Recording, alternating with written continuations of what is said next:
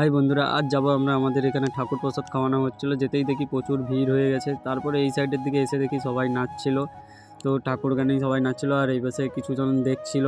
সেই পাশটা খাওয়ানো হচ্ছিলো। তাই যেতে না যেতে দেখি প্রচুর ভিড়, লাইনে ঢুকতেই পারিনি। আমরাও ট্রাই করছিলাম ঢুকতে, কিন্তু ঢুকতে পারিনি।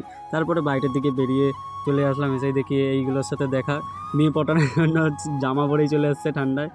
তো তারপরে একে দেখো, সব থেকে মেয়েবাজ।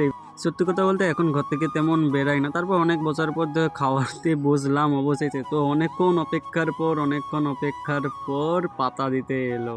তারপরে এই যে আমার বন্ধুই পাতা দিচ্ছিল। তারপরে হাত টাত ধুয়ে নিলাম, জল টল এলো। তারপরে অনেকক্ষণ বসার পর লেবু দিতে এলো।